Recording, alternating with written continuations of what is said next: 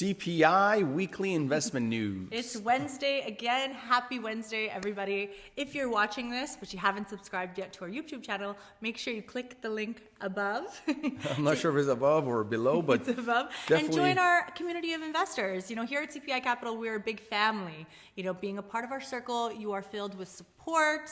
We learn from each other. We build wealth together. And most importantly, we care about the success of one another. So there's a lot of love in the air here at CPI. No, for sure. And just to add to that, we go out there and find experts and bring them on and interview them, put them onto our YouTube channel. Our YouTube channel is not monetized. I don't think we even have enough followers to make it monetized, but it's not in any way, it is to create that concept of communities, to bring people on, educate them, learn from each other, network, and we're always available for a call. So it's used to kind of add value to your investment journey. Absolutely. So why don't we start off, August?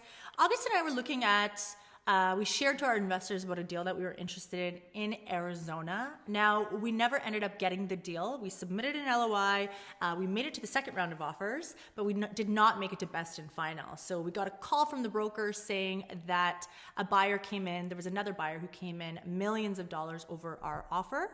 Now, when we originally placed our offer, it was a little bit over the whisper price, and that was the highest amount that made sense for our numbers and our business model. Yeah, and when we underwrite deals, it doesn't matter what the whisper price is. Whisper price is a price that the broker in commercial real estate gives you. It says, hey, this is what the price that the sellers are looking at. This is where you'll be competitive if you come in at. And usually there is no buyer's agent involved in large commercial deals. So the price doesn't matter to us. What matters is we take the data, we plug it into our deal analyzer with our underwriting team, and we see what is the number that makes sense for us to go and purchase the deal. What is our max number? Where do we want to go in at? And that number kind of shows us what kind of returns we can give our investors. So the return we can provide to our investors, the minimum return, tells us what is the purchase price for an asset. Exactly. Now I want to discuss this. A deal makes sense only if our investors are hitting a certain return. So the minute the numbers hit below the targeted return, the deal does not make sense for us, and we kind of move on. And there could be 50 other people who come and bid higher than us. It doesn't make a difference. That is our business model. It's got to make sense. Now, if somebody is an institution and they want to hold an asset 15 to 20 years, that's their prerogative, and that's it's up to them if they want to pay extra $5 or $10 million for a deal. Yes, absolutely. Now the good news is CPI, we are constantly on the quest for the right deal. So of course we're going to stay hard at work, and we will keep you guys posted. Great. What's next? What's next?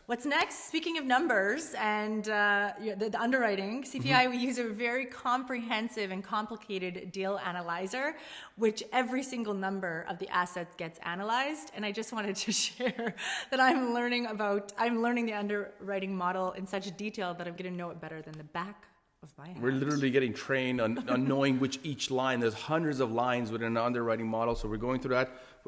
We let you guys know we're going to be experts of underwriting. Great. What else do you want to talk about, now, Eva? All of this excitement about numbers and data and everything else, why don't we discuss the guest that we had on our show today? 𝗖𝗣𝗶 joined us today. 𝗖𝗣𝗶, and he's a data scientist. Mad scientist of multifamily and a data guru. Imagine a data scientist coming in and doing multifamily, but these multifamily assets, these are multi-tenanted multifamily assets.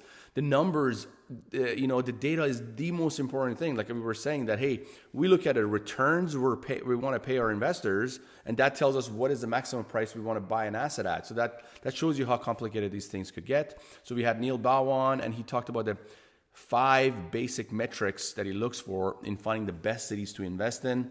We compared those metrics here in Vancouver with those metrics, and oh my God, we were totally shocked with the numbers. Vancouver, has been called a bubble forever because those numbers don't exist. Yeah.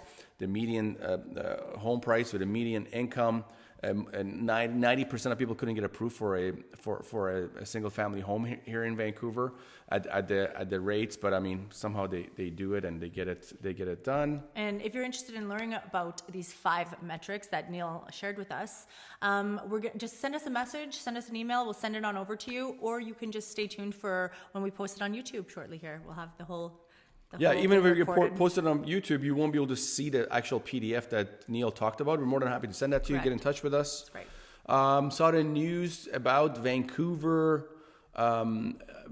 commercial commercial building, commercial units vacancy is at 8.4%, and 1.5 million square feet of commercial buildings are sitting empty.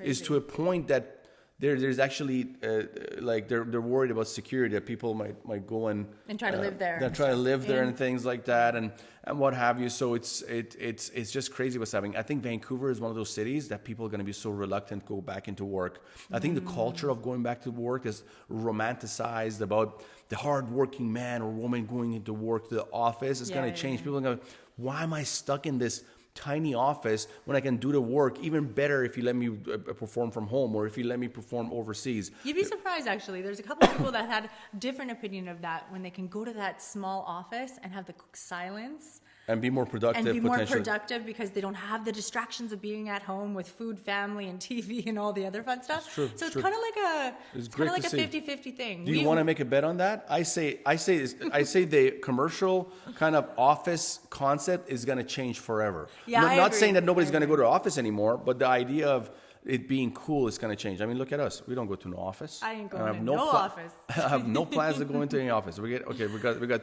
3 more minutes. Okay. What else do we want to talk about? Yeah, so I want to talk about why was there so many offers? Why was there so much money overpaid for this asset we were looking at in Arizona? This was a large institutional asset. Obviously, the competition was institutional, but the reason is the money printing. The U.S. government is printing money. They could call it the Cantillon effect, where is a scientist who. A mathematician who kind of had his thesis about money being printed, and then as it trickles down, it first gets to the rich, being banks and the government and financial institutions, and eventually when it gets his hand to the masses, that money is not worth as much anymore, so it depreciates, devalues. You can buy less than the first person who got their hands on that money. And what's happening now, quantitative easing and all these other steps the governments are taking, Canada and the U.S., money is being depreciated and people are buying assets. The prices of assets are going up. I mean, Arizona is still pretty decent, and the cap rates are at 4.5 in average for the type of assets we look at. Cap rates here in Vancouver are at 2%, even less, 1%. Even less. So that rent to value ratio in Vancouver doesn't exist, doesn't even make sense. But my point is, as the money gets printed by governments, is the everyday man that gets screwed.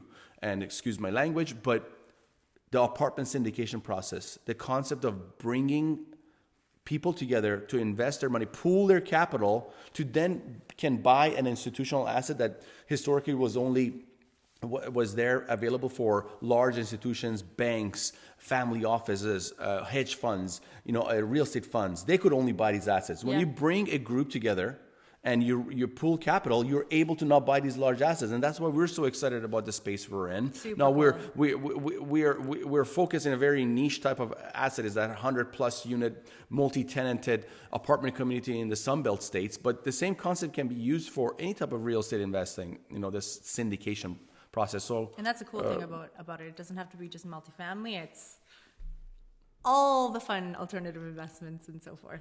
Yeah, speaking of that, is there anything else? You wanted to talk about? No, that's about it. That's about it. We really appreciate you guys. Thanks for watching us. We're gonna next week we're gonna have a great. We're gonna have a bit of a surprise. We're gonna do it. Bring you some data and some information. So we're hard at work. Follow us. Please like the video. Please subscribe to our channel. We'll keep bringing you better content, better information, better videos. And thank you. And thank you very much.